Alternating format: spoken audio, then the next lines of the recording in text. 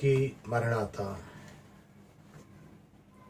దేవుని యొక్క పరిశుద్ధ గ్రంథములో నుండి ప్రత్యేకమైన ఒక వాక్య భాగాన్ని ఈరోజు జ్ఞాపకం చేసుకుందాము. అపోస్తుల కార్యములు 4వ అధ్యాయము 23వ వచనం నుండి 28వ వచనం వరకు జ్ఞాపకం చేసుకుందాం.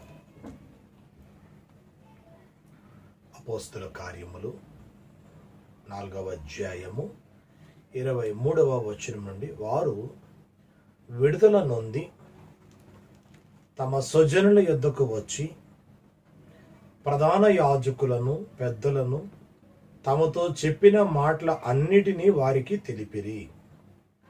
వారు విని ఏక మనసుతో దేవునికిట్లు బిక్కరగా మొర్రపెట్టిరి. నాథా, నీవు ఆకాశమును భూమిని సముద్రమును వాటిలోని సమస్తమును కలగజేసిన వాడవు. అన్యజనులు ఏల అల్లరి చేసిరి, ప్రజలెందుకు వ్యర్థమైన ఆలోచనలు పెట్టుకొనిరి. ప్రభు మీదను ఆయన క్రీస్తు మీదను భూరాజులు లేచిరి, అధికారులను ఏకముగా కూడుకొనిరి అని నీవు పరిశుద్ధాత్మ ద్వారా మా తండ్రియు నీ సేవకుడైన దావీదు నోట పలికించితివి. ఏమి జరగవలెనని నీ హస్తమును నీ సంకల్పమును ముందు నిర్ణయించినో వాటినన్నిటినీ చెయ్యుటకై నీవు అభిషేకించిన నీ పరిశుద్ధ సేవకుడైన యేసునకు విరోధముగా హేరోదును పొంతి పిలాతును అన్యజనులతోనూ ఇశ్రాయేళ్ల ప్రజలతోనూ ఈ పట్టణమందు నిజముగా కూడుకొనిరి. ఆమేన్. చిన్న ప్రార్థన చేసుకుందాం. దయగల మా తండ్రి, పరిశుద్ధుల జీవము కలిగిన మా నాయన, దేవదేవుడు అయిన ప్రభు, నీ నామానికి వందనాలు. భూమిని ఆకాశమును సృష్టించిన సృష్టికర్తమైన దేవుడు, అంత గొప్ప మహిమోన్నతుడైన నిన్ను మేము జ్ఞాపకము చేసుకున్నట మా జీవిత భాగ్యమై ఉన్నది. ఇట్టి స్థితి గల వారు ధన్యులు అనిచ్చిన ఆ మాటను బట్టి ఆ స్థితిని ఈరోజు జ్ఞాపకం చేసుకుంటూ నీ సన్నిధిలో నీ సంఘములో మేము ఎదుగుతున్న స్థితిని మాకు జ్ఞాపకం చేసి దీవించి మహిమను పొందమని యేసు పరిశుద్ధ నామములో వేడుకొనుచున్నాము తండ్రి. ఆమేన్.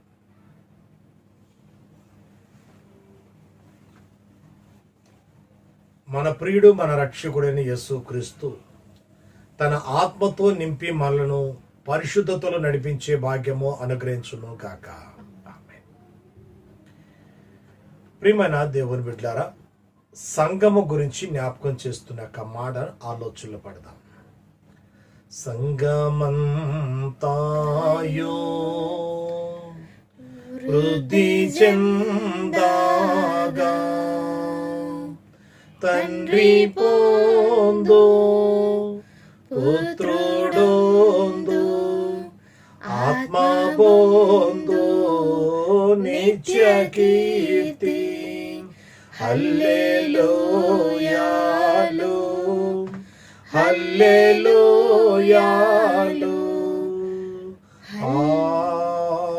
ఆమేన్.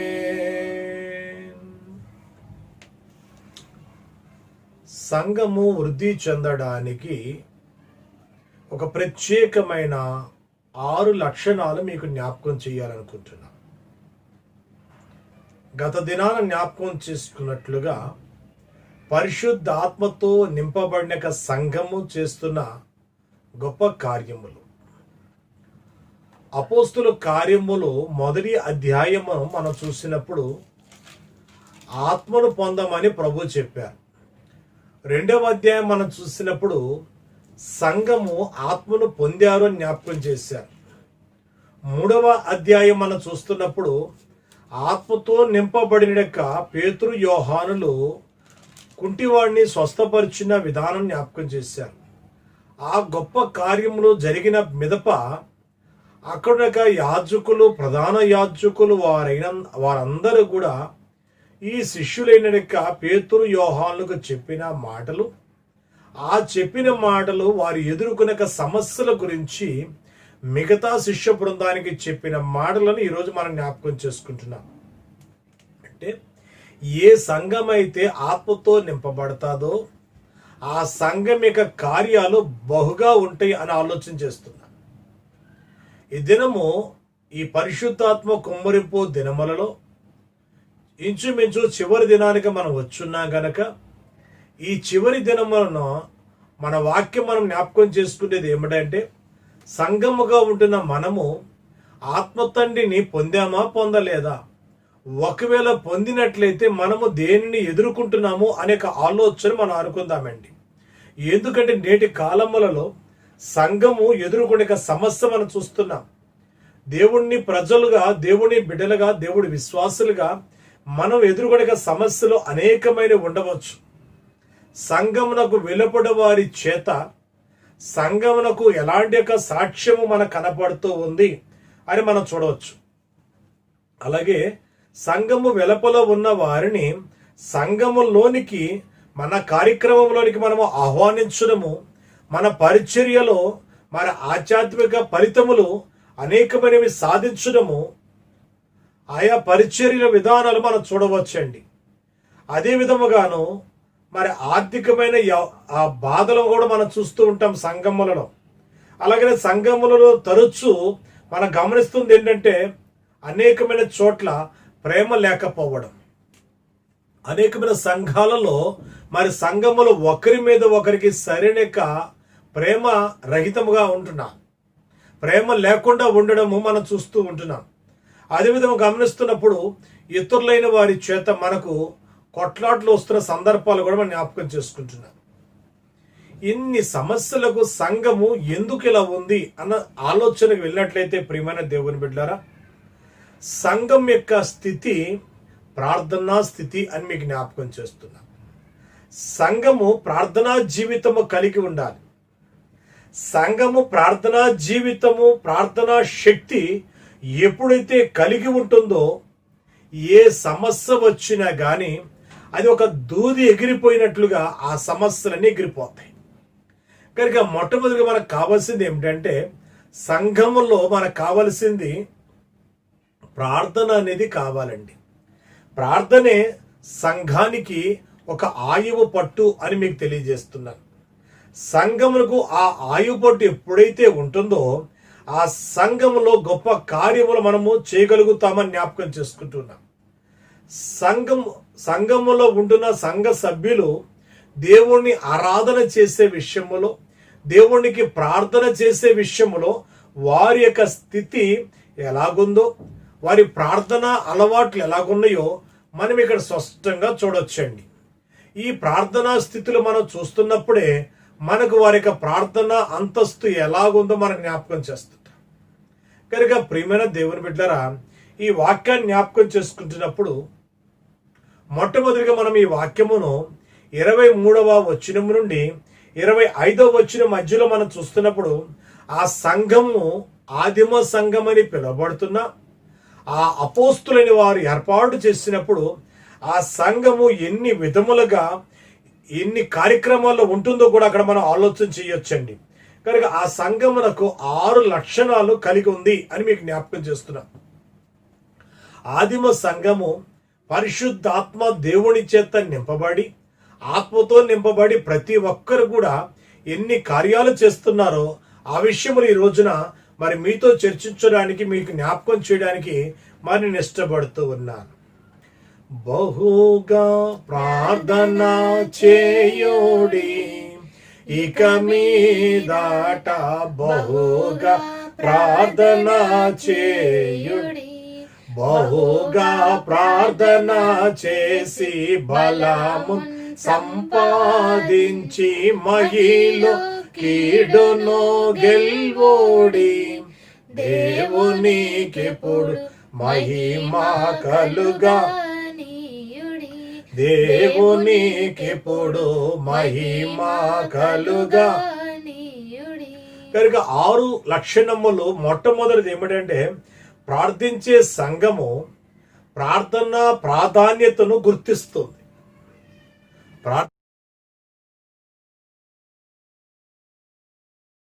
ప్రాధాన్యతను గుర్తించి ప్రార్థించాలనే తపన కలిగి ఉంటుందండి. సంఘమునకు మొట్టమొదటి స్థితి ఏమిటంటే ప్రార్థించాలనే తపన ఉండాలి. ఒక సందర్భం వచ్చిందండి. ఇక్కడ పేతురు యోహానులు జైల్లో ఉన్నారు. ఆ జైల్లో ఉన్న పేతురు యోహానులు జైలు నుంచి బయటకు వచ్చారు. అక్కడున్న వారు వీరికి ఏమని చెప్పారండి, ఈ నామములో మాత్రం మీరు సువార్త ప్రకటించొద్దు అని చెప్పారు. ఈ నామములో యేసు నామము మీరు సువార్త ప్రకటించొద్దు అని చెప్పినప్పుడు వారు వచ్చి మిగతా సంఘ సభ్యులైన వారిని సమకూర్చారండి. మిగతా సంఘ సభ్యులైన వారిని సమకూర్చి మొట్టమొదటి ఒక ప్రార్థన కూడికను చేయడానికి ముందు ఒక జనరల్ బాడీ మీటింగ్లో పెట్టుకున్నారు.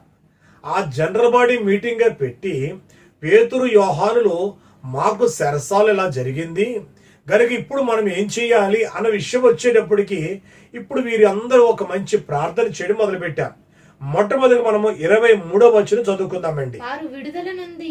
వారు విడుదల నుండి తమ స్వజనుల యొద్దకు వచ్చి ప్రధాన యాజకులను పెద్దలను తమతో చెప్పిన మాటలు అన్నిటినీ వారికి తెలిపారు. 24వ వచనం ఇప్పుడు చదువుతున్నారు. వారు విని ఏక మనస్సుతో దేవునికిట్లు బిగ్గరగా మొరపెట్టారు.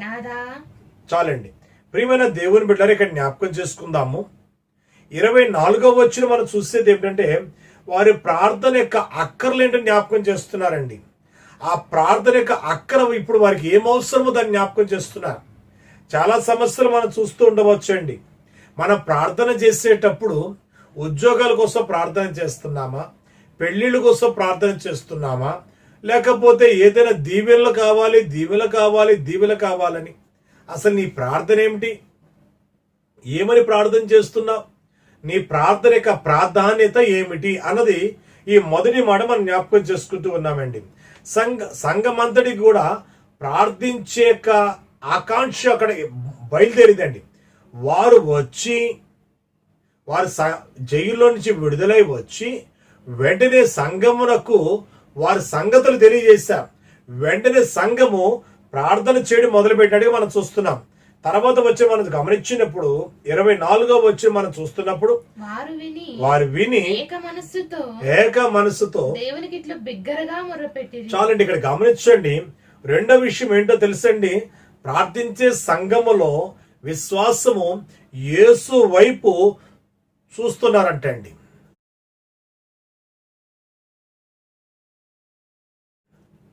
వారు ప్రార్థించేవారు గనక సమస్య రాగానే యేసు వైపు చూసే అలవాటు కలిగి ఉన్నారు. ఏమని యేసు వైపు చూస్తున్నారంటే వారి దృష్టి ప్రార్థన మీద మలిచారు. వారి దృష్టి ఆ ప్రార్థన నెరవేర్చే ప్రభు వైపు చూపించారు. మనుషుల వైపు చూడలేదండి. మనుషుల వైపు వారి హృదయంలో తిప్పలేదు. కానీ వారి సమస్య అంతా కూడా ఆ ప్రభు మీదకు వారు తీసుకెళ్ళినట్టుగా మనం చూస్తున్నాం. సమస్యలను పరిష్కరించగలిగిన సమస్త పరిస్థితుల్ని తన స్వాధీనములలో ఉంచుకోగలిగిన ప్రభు వైపు వారి దృష్టి మళ్లించుకున్నారు. ఒక సమస్య వచ్చినప్పుడు దైవజనులు అన్నారు కదా, నిన్నెవరైనా ఏమైనా అంటే నన్ను అన్నట్లే నేను భావించుకొని వారికి తీర్పు తీర్చనని అడిగారు. ప్రియమైన దేవుని బిడ్డలారా, సంఘమైన మనము ఒక సమస్య వచ్చిందండి, సంఘములో కానీ సేవకులతో కానీ సేవకులకు కానీ ఒక సమస్య వచ్చినప్పుడు వెంటనే సంఘము పరిశుద్ధాత్మతో నింపబడి ఆత్మ ప్రేరేపణ కలిగిన వారే ప్రార్థన చెయ్యాలి. ఈ ప్రార్థన ఎలా ఉంది అంటే యేసు వైపు వారి మనసు తిరిగిందండి. యేసు వైపు వారి మనసు తిరిగి ప్రార్థన చేయడం మొదలుపెట్టారు. వారి ప్రార్థన చేసిన విధానాన్ని చాలా జాగ్రత్తగా ఆలోచన చేద్దామండి. అయితే ముందుగా కీర్తన గ్రంథము 62వ కీర్తన 5వ వచనాన్ని చదువుకుందాం. 62వ కీర్తన 5వ వచనం మనం చూస్తున్నప్పుడు నా ప్రాణమా దేవుని నమ్ముకొని. ఏమండి దేవుని నమ్ముకొని. ఎవరు నమ్ముకోవాలంట? దేవుణ్ణి నమ్ముకొని మౌనముగా ఉండుము. ఆయన వలననే నాకు నిరీక్షణ కలుగుచున్నది. ఆయనే నా ఆశ్రయదుర్గము, నా రక్షణాధారము, నా ఎత్తైన కోట. ఆయనే నేను కదిలింపబడను. 7వ వచనం కూడా చదివితే, నా రక్షణకు నా మహిమకు దేవుడే ఆధారము, నా బలమైన ఆశ్రయ దుర్గం, నా ఆశ్రయస్థలం దేవుని యందే ఉన్నది. ప్రియమైన దేవుని బిడ్డలారా, దావీదు తన మనసు దేవుని వైపు నిలిపినట్లుగా సంఘమైన మనము కూడా ఏమండి ఏదైనా సమస్యను ఎదుర్కొంటున్నప్పుడు దేవుడి పైన మన గురి నిలపాలండి. దేవుడి వైపు మన గురి నిలిపినప్పుడు ఏమండి సభలు, బోధకులు, మనుషులు, డబ్బు ఇవేవి మనల్ని ఏం చేయవండి. ఇవి కాదు కావాల్సింది. మన ప్రాధాన్యత ఏమిటి అంటే మన దృష్టి ప్రభు మీద మళ్లించడం. గనుక 2వ అంశం మనం నేర్చుకునేది ఏమిటంటే, 1 ప్రార్థనను గుర్తెరిగేయడం మొదటిదైతే, 2వది ప్రార్థన చేసేటప్పుడు దాన్ని నెరవేర్చగలిగ ప్రభు వైపు మన మనసును కేంద్రీకరించాలి. మన మనసు ప్రభు తట్టు త్రిప్పగలిగినప్పుడే మన సమస్య తీరుతుందండి. అంటే ప్రభు మీద వెయ్యాలండి భారం. నీ పనుల భారం యెహోవా మీద వెయ్యము, ఆయన దానిని సఫలపరచు. కనుక మన భారం మనమే మోస్తామంటే దానివల్ల ఉపయోగం ఏముంటుందండి? ప్రియమైన దేవుని బిడ్డలారా, ఒక దినాన ఒక వ్యక్తి మంచి ఎండలో నిలబడిపోయాడంట. ఆ వ్యక్తి మీద ఒక బలమైన మూట తల మీద ఉందండి. అలా ఉండినప్పుడు బహుశా ఒక 10 కేజీలో, ఒక 50 కేజీలో ఆ బరువు కలిగ మూట అతని తల మీద ఉంది. అటువైపున ఒక కారు వెళ్ళిపోతుందండి.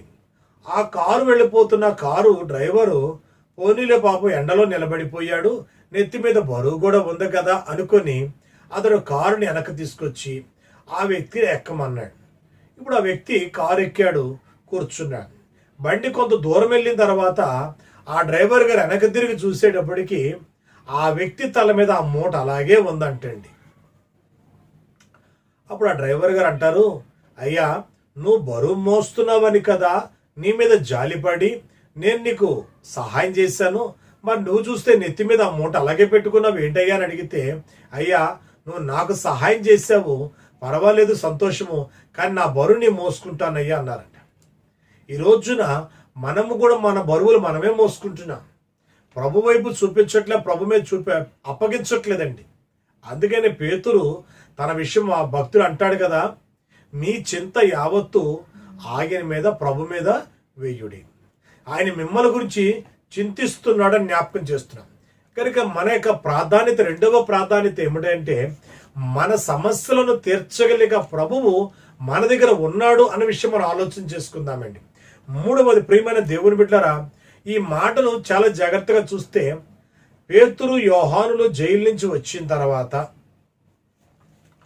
అక్కడ సంఘ సభ్యులని సమకూర్చి, ఒరే నాయన ఈ సమస్య వచ్చింది, యేసు నామములో ప్రార్థన చేస్తే వారు మనల్ని చంపేస్తారంటున్నారా అని చెప్పితే, ఏమండి నిజంగా మనమైతే చెదిరిపోతామేమో, ప్రార్థన మానేస్తామేమో, చర్చికి వెళ్ళడమే మానేస్తామేమో. కానీ ఆనాటి సంఘం అలా చేయలేదండి. వారి చక్కని మాటలతో ప్రభువుని సంబోధిస్తున్న మాటలు 24వ వచనం నుంచి 28వ వచనం వరకు మనం చూడొచ్చండి. చదువుకుందాం. వారు విని ఏక మనసుతో దేవునికి ఇట్లు బిగ్గరగా మొరపెట్టిరి. ఎలా ప్రార్థన చేస్తారండి? బిగ్గరగా ప్రార్థన చేస్తున్నారండి.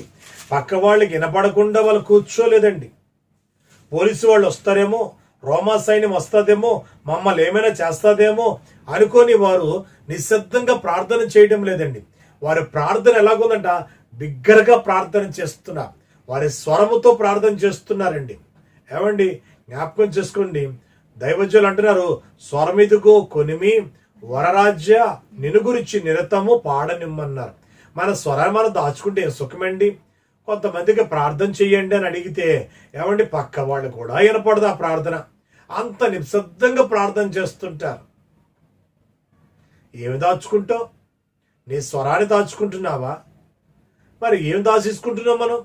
కనుక ఆనాటిక సంఘము, ఆదిమ సంఘము వారు చేస్తున్న పని ఏమిటంటే బిగ్గరగా పెడుతున్నారంట మొర. పరిశుద్ధాత్మతో నింపబడ్డారు కదా వాళ్ళు. ఆత్మతో నింపబడినందువల్ల వాళ్ళకంత బిగ్గరమైన స్వరముతో దేవుడికి ప్రార్థన చేయడం మొదలుపెట్టారు. ఆ చేసే ప్రార్థన వారు ఏమంటున్నారు తెలుసండి?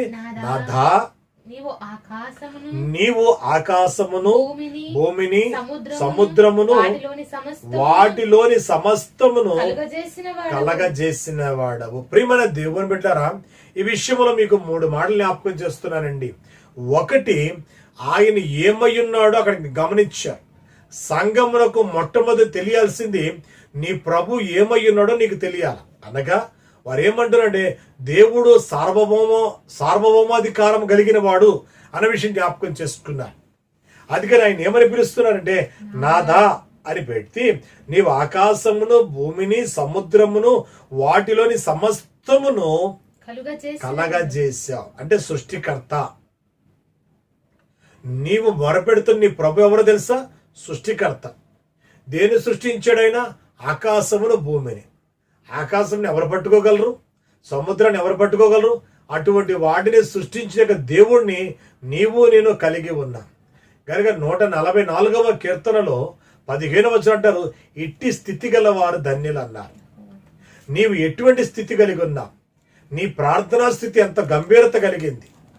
నువ్వు ప్రార్థించినప్పుడు ఎన్ని గొప్ప కార్యాలు జరుగుతున్నాయి అన్న విషయము మనం ఆలోచన చేసుకుందాం. రెండో మాట అక్కడ వారు 26, 27 వచనం చెప్తున్న మాటలండి. ప్రజలు ఎందుకు వ్యర్థమైన ఆలోచనలు పెట్టుకుని ఒకటి ప్రభు మీదను, ఆయన క్రీస్తు మీదను భూరాజులు లేచిరి, ఏకముగా కూడుకొనిరి. నీవు పరిశుద్ధాత్మ ద్వారా మా తండ్రియు నీ సేవకుడైన దావీదు నోట పలికించితివి. ప్రియమైన దేవుని బిడ్డలారా, జ్ఞాపకం చేసుకోండి. ఇక జ్ఞాపకం చేసుకో విషయం ఏమిటంటే, మన ఆలోచనలకు అందవలసిన విశేషములు ఇక్కడ రెండవది ఏం కనబడుతుందంటే, తన తాను వెల్లడిపరచుకున్నట్టుగా ప్రభువుని అక్కడ చూస్తున్నారండి. మొదటిదేమో దేవుడి యొక్క సార్వభౌమాధికారం చూపిస్తుంటే, రెండవది 26వ వచనం నుంచి 27వ వచనం మనం చూస్తున్న సందర్భాలు ఏముందయ్యా అంటే, మనం చూసినట్లయితే ప్రియమైన దేవుని బిడ్డలారా, పరిశుద్ధాత్మ చేత రాయించిన అనేకమైన మాటలను అక్కడ వారు జ్ఞాపకం చేస్తున్నారండి. అధిక దైవజనులన్నారు, వాగ్దానములు చూడండి, దేవుణ్ణి గ్రంథములను వాగ్దానములు చూడండి, ఆ వాగ్దానాలతో కూడిన ప్రార్థన చేయమన్నారు. ఇప్పుడు వీరు మరి కీర్తనా గ్రంథములో ఉన్న మాటలను జ్ఞాపకం చేసుకొని, దావీదు మహారాజుతో ఉన్న మాటలను జ్ఞాపకం చేసుకొని, దినవృత్తాంతాల గ్రంథముల్లోను, రాజుల గ్రంథంలో, సమూయేలు గ్రంథంలో దేవుడు దావీదు మహారాజుతో చెప్పిన మాటలను మరి ఇక్కడ వీరు జ్ఞాపకం చేస్తున్నట్టుగా మనం చూస్తున్నాం. గనుక ఈ ప్రవక్తల ద్వారా ఏమని జ్ఞాపకం చేశాడు అంటే, ఏమంటే నీవు పరిశుద్ధాత్మ ద్వారా మా తండ్రియు నీ సేవకుడైన దావీదు నోట నీవు పలికించితివి. ఏమి జరగవలెనని నీ హస్తమును నీ సంకల్పమును ముందు నిర్ణయించును. ప్రియమైన దేవుని బిడ్డలారా, అనగా ప్రవక్తులైన వారితో దేవుడు ఏమి పలికించాడో ఆ మాటలు నెరవేరుతున్నాయి అని సంతోషపడిపోతున్నారు. వాళ్ళు వారి ప్రార్థనలో ఏ ప్రాధాన్యత చూపిస్తున్నారంటే, దేవుని దృష్టి వైపు వెళ్ళిపోయింది. వారి వెళ్ళిపోయి అయ్యా లేఖనాలు నెరవేరుతున్నాయండి అన్నారు. ఈనాడు ఇలాంటి సమస్యలు ఎదుర్కొంటే సంఘమైన మనము ఎలాంటి ప్రార్థనలు చేస్తున్నాం?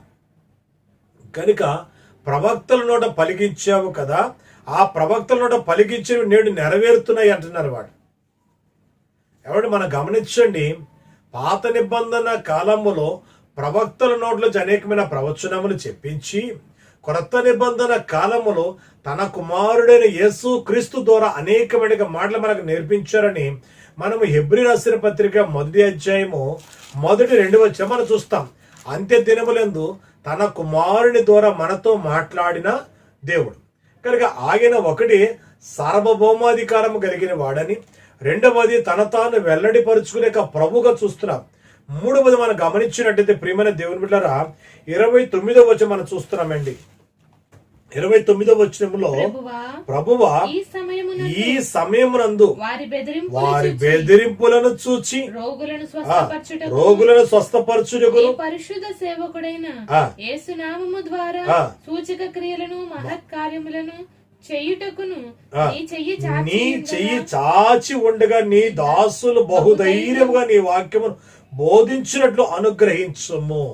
ప్రియమైన దేవుని బిడ్డలారా, చాలా జాగ్రత్తగా మనము చూసినట్లయితే ఏమండి వారు అంటున్న మాట ఏమిటో తెలుసా? ఆ దేవుడు అంతా చూసుకుంటాడు అనేక మంచి ధైర్యం కలిగి ఉన్నారు. వారి ప్రార్థనలో దేవుడు తన ప్రార్థనలకు జవాబు ఇవ్వగలిగిన వాడని జ్ఞాపకం చేసుకుంటాం. కనుక మనం చూడండి, ప్రార్థన చేసే విషయంలో మన విశ్వాసం ఎలాగుంటే ప్రభు వైపు తిరగాలి. మూడవ జ్ఞాపకం చేస్తుండండి. ఒకటి, ప్రార్థించే సంఘమునకు ప్రార్థన ప్రాధాన్యత గుర్తిస్తుందని చెప్పాం. రెండవది మనం చూస్తున్న మాట ఏమిటంటే, ప్రార్థించే సంఘములో విశ్వాసము యేసు వైపు ఉంటుందని జ్ఞాపకం చేస్తున్నాం. మూడవది మనం చూసినట్లయితే ప్రార్థించే సంఘము గొప్ప ఆజ్ఞకు విధేయత చూపిస్తుందండి.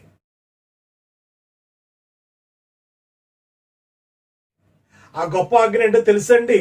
ఇప్పుడు మనం చూసిన 29వ వచనమండి. 29వ వచనంలో ప్రభువా మేము క్షేమముగా ఉండాలి అని ప్రార్థన చేయట్లేదండి వాళ్ళు. లేకపోతే ఈ పేతురు యోహాన్లను నాయన నువ్వే కాపాడు అని వారు ప్రార్థన చేయట్లేదండి.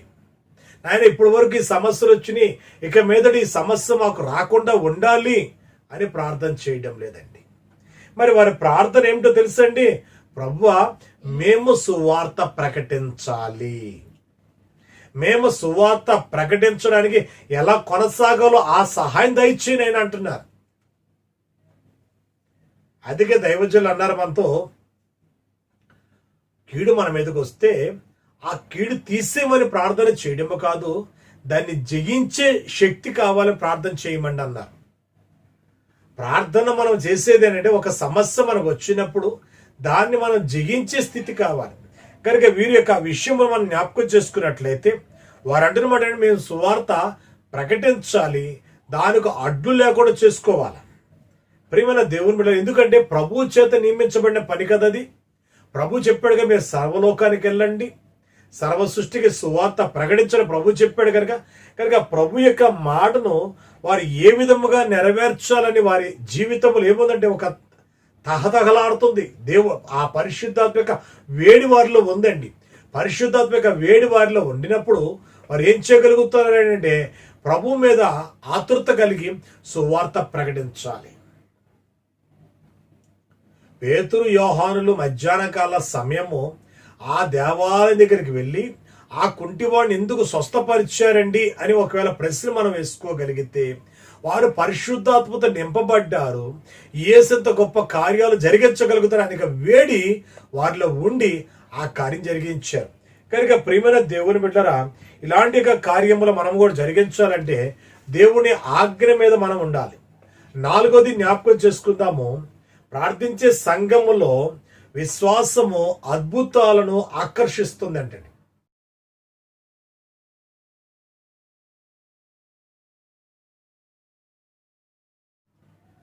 ప్రియమైన దేవుని బిడ్డలారా, ప్రార్థించే సంఘములో ఆ యొక్క విశ్వాసం ఎలాగుంటుందంటే అద్భుతాలను మరి ఆకర్షిస్తుంది అని జ్ఞాపకం చేస్తున్నా.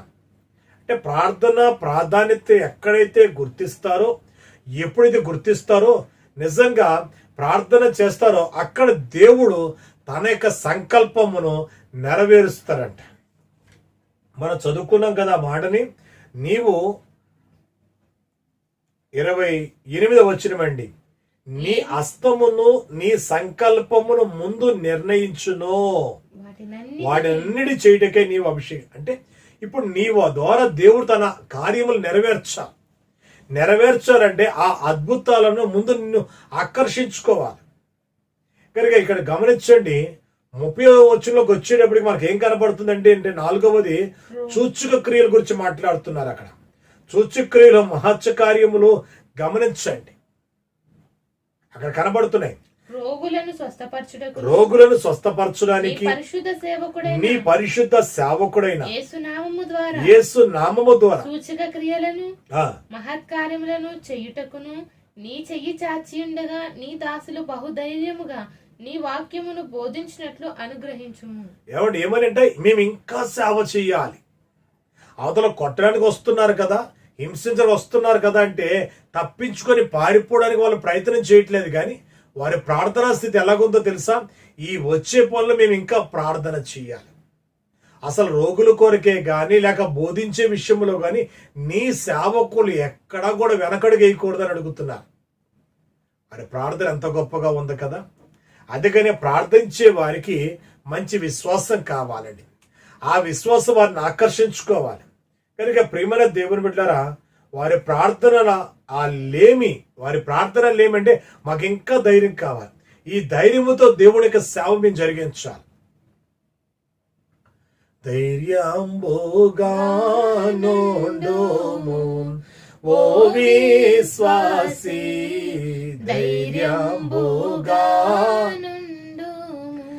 ధైర్యంబుతో దేవుని ఆత్మతో స్తుతించి వచ్చిన శ్రమలలో ఆనందించు.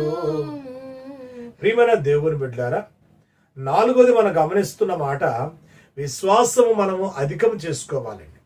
5వది జ్ఞాపకం చేసుకున్నట్లయితే ప్రార్థించే సంఘములో పరిశుద్ధాత్మ యొక్క ఉనికిని, పరిశుద్ధాత్మ యొక్క శక్తిని మనము బయలుపరుస్తాం.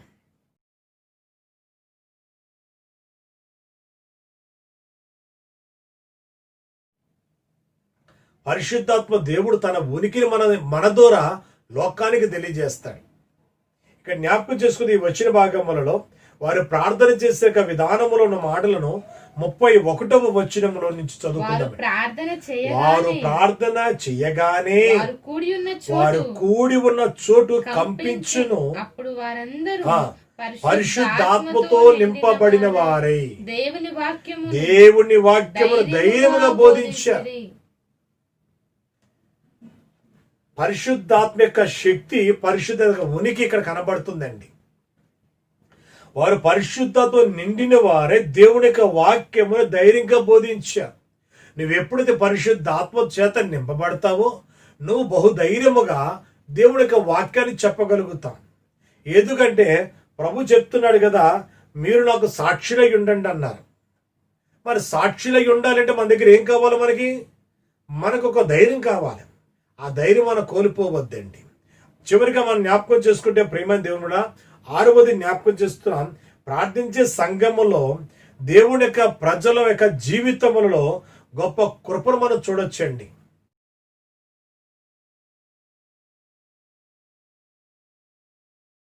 బాగా మనం చూస్తున్నప్పుడు 33వ వచనం వరకు మనం చదువుకుందామండి. విశ్వసించిన వారందరూ ఏక హృదయమును ఏకాత్మయు ఎవడును తనకు కలిగిన వాటిలో ఏదియు తనదని అనుకొనలేదు. ప్రియమైన దేవుని బిడ్డలారా, సంఘములో ఉన్న వారిలో స్వార్థము లేదంటండి. ఆదిమ సంఘము ఆ 12 మంది అపోస్తులైన వారితో ఏర్పాటు చేసాక ఆ యొక్క సంఘము ఎలా ఉంది అంటే స్వార్థము లేని వారిగా ఉన్నారు. ఈనాడు సంఘంలో చూడండి, ఒకరికి కొట్లాట జరిగిందంటే మరొకరు సైలెంట్ గా ఉంటారు, మంద కాదులే అనుకుంటారు. ఒకరికి అనారోగ్యం వచ్చిందంటే మరొకరు మనకెందుకు అనుకుంటారు. కారణం ఏమిటంటే వారి మీద పరిశుద్ధాత్మ శక్తి లేదు గనక. పరిశుద్ధాత్మిక శక్తి నీ మీద నా మీద ఉన్నప్పుడు మనము గొప్ప కార్యాలు జరుగుతాం. చివరి మాట చదువుకుంటున్నాము. ప్రార్థించే సంఘములో ఏముంటుందని చెప్తున్నామంటే దేవుని యొక్క కృప ఉంటుందండి. ఆ కృపతో మనం వర్ధిల్లపబడతాం.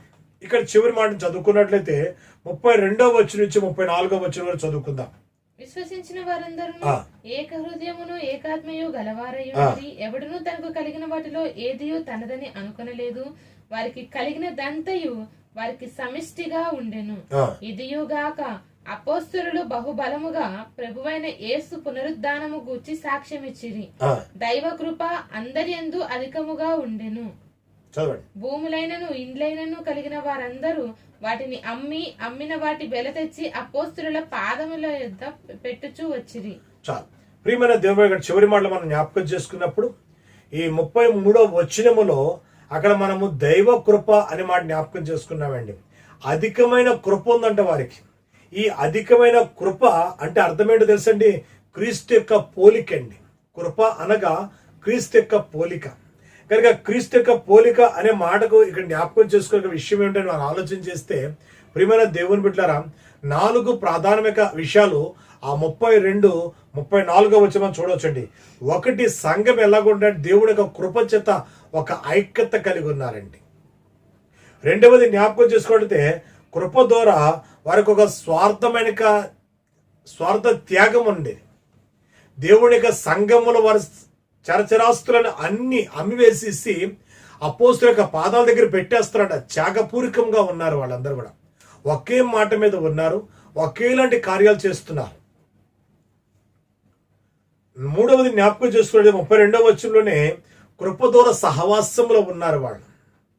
కృప ద్వారా ఐక్యత, కృప ద్వారా స్వార్థ త్యాగంలో ఉన్నారు, కృప ద్వారా సహవాసంలో ఉన్నారు.